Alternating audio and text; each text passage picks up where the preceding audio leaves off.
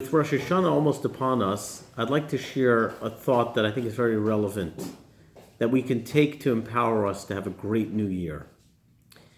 One of the more complex books of Torah is the book of Eov, the book of Job. The book of Job is a very deep philosophical work that deals with a story of a man by the name of Job who was a tzaddik. He was a very righteous man. He served God. He took care of other people. He was kind. And he merited to have a large, beautiful family. He was very wealthy, very successful. And God deemed fit one day to test Job with his everything.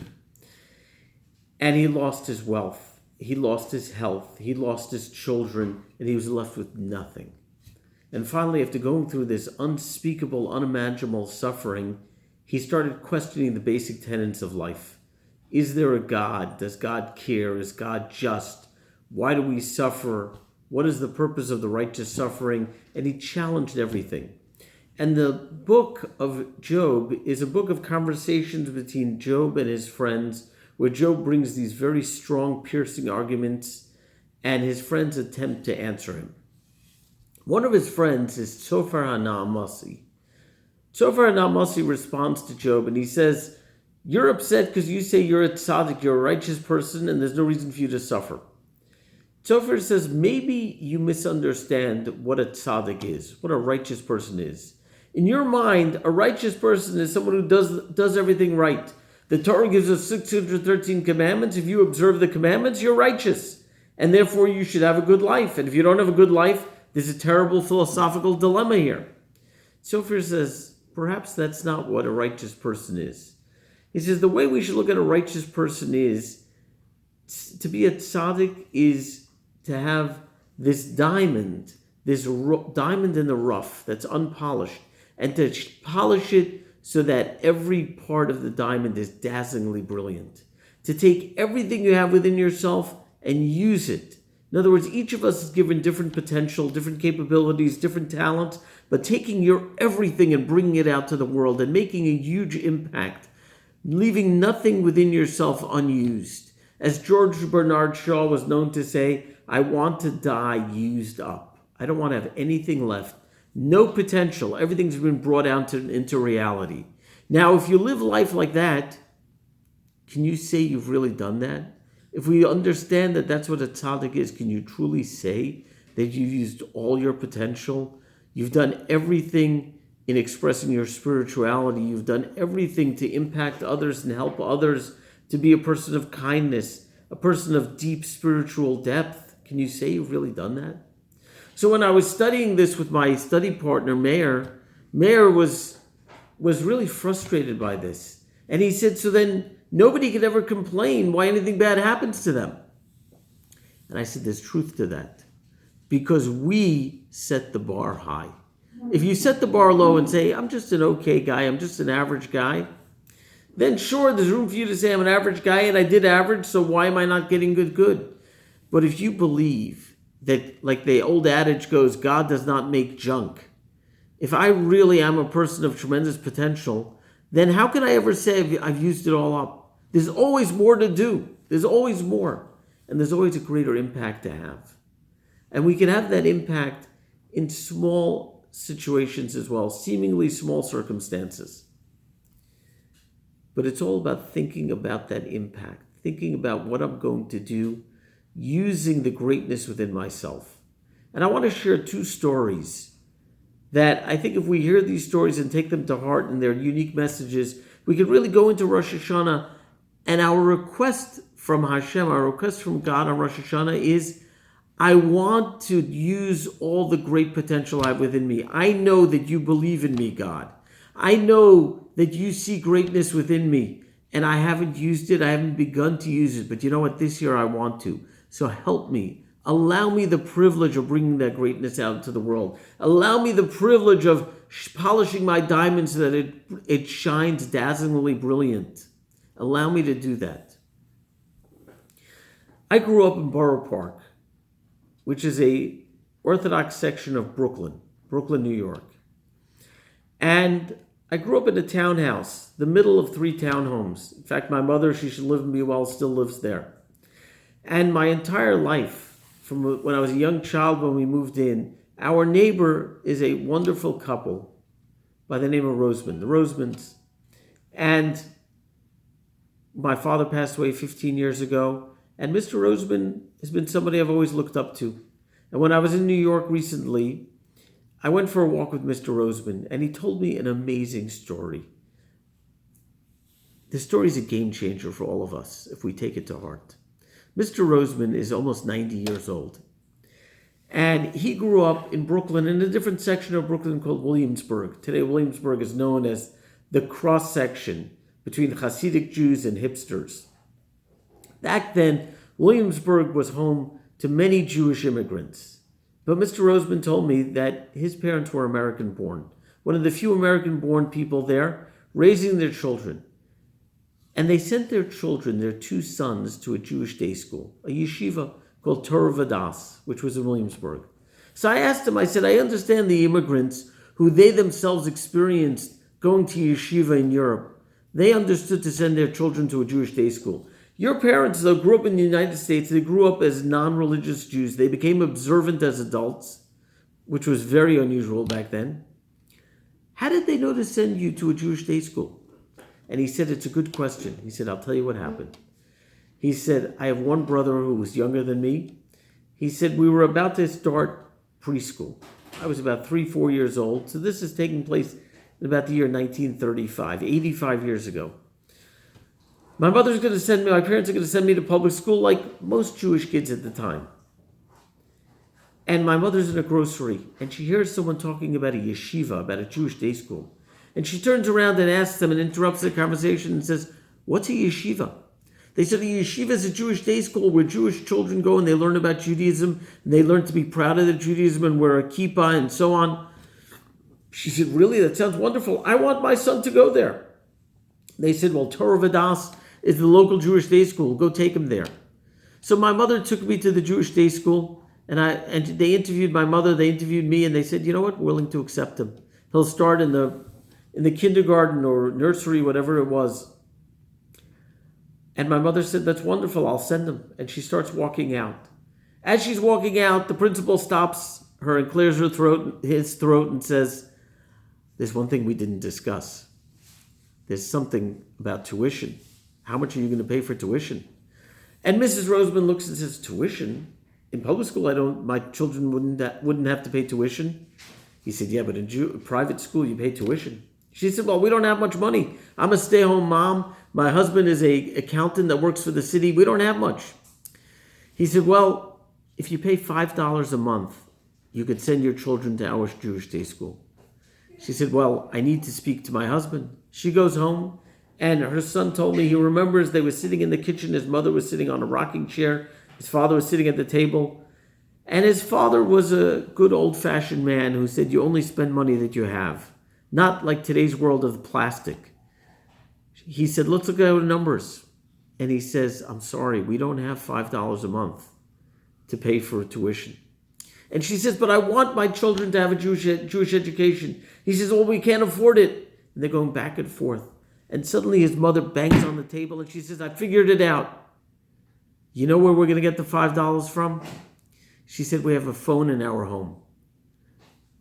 That phone costs us a few dollars a month. If we disconnect the phone service and we have the phone taken out of the house, we will have the money to give our children a Jewish education. And her husband said, are you willing to do that? And she said, yes. And therefore her son and her two sons got a Jewish education. Imagine that. It's the equivalent of someone telling you today, give up your smartphone, take a flip phone, and that way your children have a Jewish education. Or give up Wi-Fi in your home. Could you imagine going back to dial-up? Oh my goodness. Are we willing to make these sacrifices? But look at the impact. She sent her two sons to Jewish day school. Back then, if you went to public school, most of the kids who went to public school did not stay religious. My father was an anomaly that he went to public school in the 1930s and he stayed a committed Jew. Most Jews fell into the melting pot and that was the end of their connection. So many Jews I've met talk about how they or their parents went to public school back then and they lost the connection for whatever reason. These two sons went to Jewish day school. Between the two sons, there are 14 grandchildren. Between the 14 grandchildren, there are more than 50 great-grandchildren. And there are more than 50 great-great-grandchildren from this couple. This couple obviously is no longer alive. But Mr. Roseman today has more than 40 grandchildren or more than 40 great-grandchildren, all connected to Judaism, all observant Jews. And his brother has a similar amount. Where does that come from? That comes from the sacrifice of one woman. Talk about an impact. Talk about living a big life. Talk about dying used up. What an illustration of that. We could think about the short-term pain. How could I give up? Whatever it might be, whether it's for Jewish education, whether it's for doing a mitzvah, whatever it is. How could I do it? Or think about what the long-term gain will be. Think about that. I want to share another story, an amazing story. I heard this story from Saul Werdiger. Saul Werdiger has a large sports apparel business in New York. Very, very large business. And he sells to the Major League Baseball teams and to other Major League sports. Saul Werdiger got a phone call one day. See, Saul, let me tell you a little bit about Saul first. Saul, besides being a very wealthy man, is a very kind, dedicated Jew who spends a lot of his time helping Jews, helping the Jewish community, helping the Jewish community in Israel. And as a result, he advocates in Washington. And he's gotten to know very important people in the United States government, in other governments, in the United Nations. And one day he's sitting at his business, at his office. He gets a phone call. The secretary says, Ban Ki-moon is on the phone. Ban Ki-moon was the UN Secretary General a few years ago. A man from South Korea. So Saul, knowing Ban Ki-moon through his political involvement and through his advocacy for Israel, gets on the phone and says, Mr. Moon, how are you? They talk, and Ban Ki-moon says, tell me, Saul, do you have an internship program for students graduating college at your business? He says, yeah, sure I do. Here's the phone number to HR. Call them. They'll be able to help you. He forgets about the conversation. A year later, he's at his office. The secretary comes in and says, Mr. Werdiger, the South Korean ambassador is on the phone. He'd like to speak to you. South Korean ambassador? I don't know who that is. But okay. He takes the phone. Mr. Ambassador, how can I help you? How can you help me? I want to thank you. Mr. Ambassador, what are you talking about? He says, I'll explain. I know you keep kosher. I found out that near the UN, there's a kosher restaurant called Prime Grill. By the way, it's an excellent restaurant. Do you ever have the chance? He says, Mr. Werdiger, I'd like to take you out to Prime Grill and explain it. This is during the summer of 2014. And Mr. Werdiger says, sure. They arranged a date to 3 weeks from then, at whatever time it was, noon, 12:30. As Mr. Werdiger gets to the restaurant, he gets a phone call from the ambassador's secretary saying the ambassador is running late. He'll be there in 30 minutes. No problem. Ambassador shows up 30 minutes later. Mr. Werdiger, what a pleasure, what an honor to meet you. Let me explain what I want to thank you for. Yes, please explain. He says, when Ban Ki-moon called you about an internship, it was for my daughter. See, we South Koreans are like Jews. We value education and we're very protective of our children. We worry about our children. We want to make sure they have the proper experiences. And my daughter decided she wants to go into the world of fashion and design of clothing. And we were very worried what she could be exposed to there, what types of people, what values. And Ban Ki-moon's a friend of mine. He said, my friend Saul, my Jewish friend Saul, works in this field. He has a business. Let me get your daughter an internship there. It'll be a great experience. So despite our hesitations, we had her work by you. And the first day, the second day, we're waiting to hear what's she going to say when she comes home. She comes home and she says, this is amazing. What was amazing about it? The people are so nice. There's no cursing. There's no yelling. There's no screaming. The people dress so modestly. They're very spiritual people. There are rabbis walking in and out of the offices all day. The men all stop in the middle of the afternoon, all the Jewish men, and they have a prayer service. It's an unbelievable experience. And every day she'd come back and tell us how great it was. It's the summer of 2014. There's a war Israel's having with Gaza.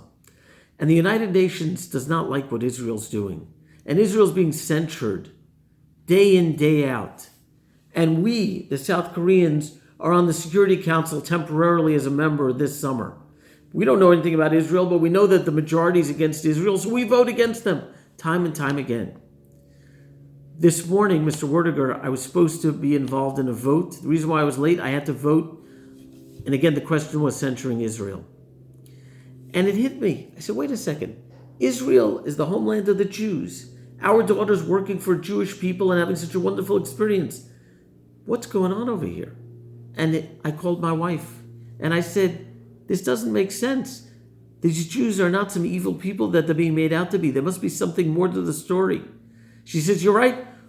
I don't think you should vote against Israel. But call the higher ups in the government in South Korea.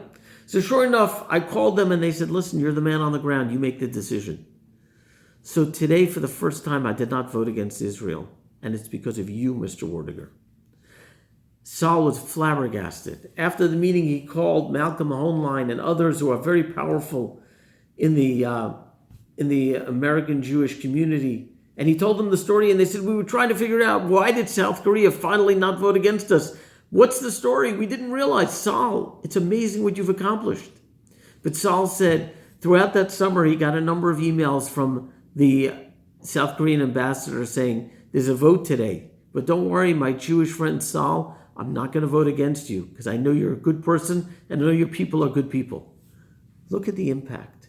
Saul Werdiger, who at the time had never met this young lady. He said he only subsequently, after the fact, he met her. He had never met her, but he set up a culture in his work environment where people are decent, are kind, are moral, are spiritual, are responsible people.